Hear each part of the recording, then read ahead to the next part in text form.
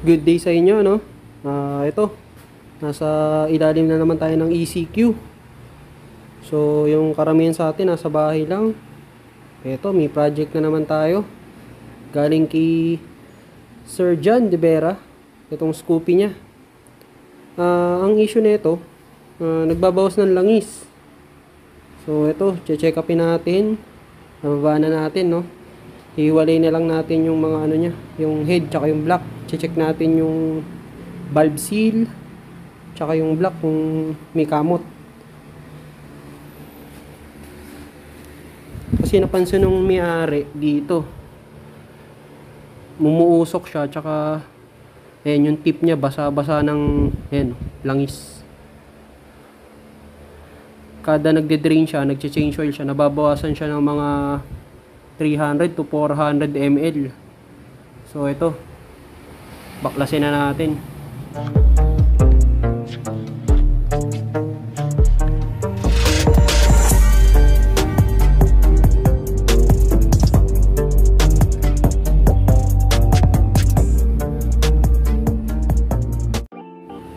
Bago nating tuluyan baklasin, no, sabihin muna natin o ibulgar muna natin yung specs niya.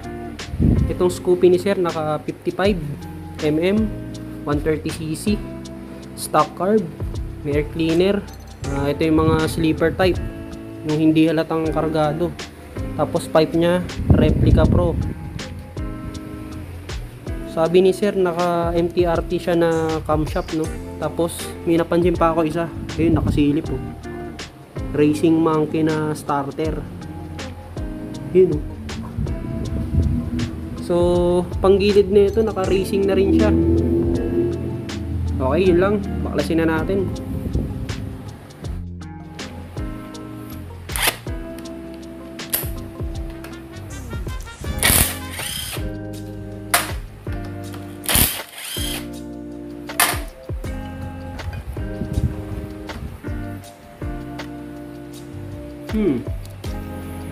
Mukhang buds yung langis na gamit niya, no? Nagmamantsa sa loob. Ayan, kumakapit na.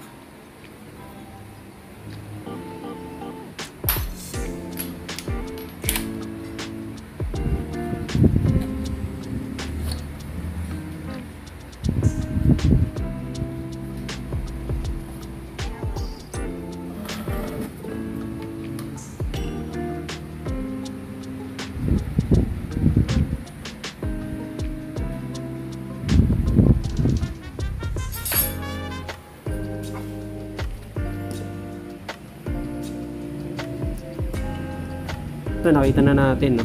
Wala naman leak dito sa duktungan, kahit dito sa cover nya wala rin. So ibig sabihin hindi dyan yung leak.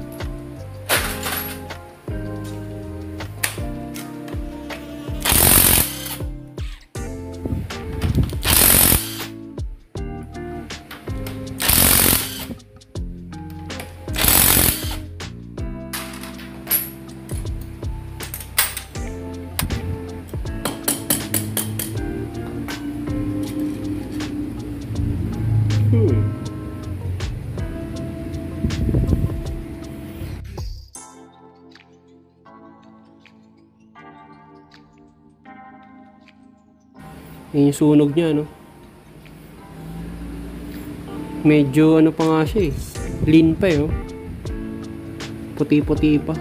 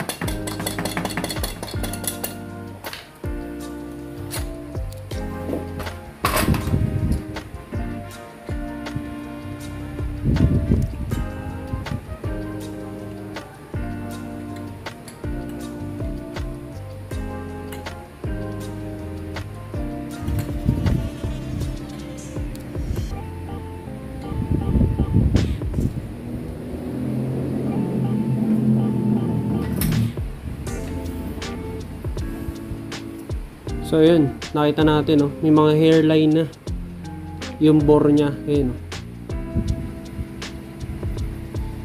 Yan. Makikita nyo rin yan sa ano, sa piston. Ito. Lapit ko. Ito. So pag ganitong overall, pinapalitan na rin ng valve seal, automatic yan. Base gasket yung nakalagay dito. Tsaka itong head gasket. Kada magbababa tayo ng makina, no, pinapalitan ko to. hindi natin nilalagyan ng liquid gasket kasi may chance magbara yung sa oil nya. Nagawa ko na to ng video dati, so yun lang.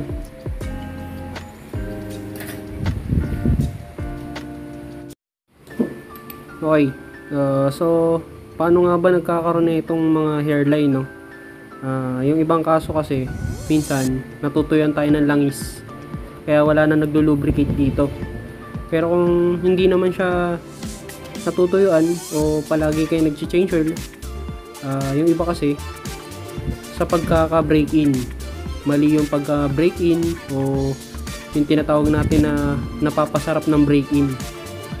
Yung kumbaga pagka bolt on nya sagad-gagad, walang proper na break in kung tawagin.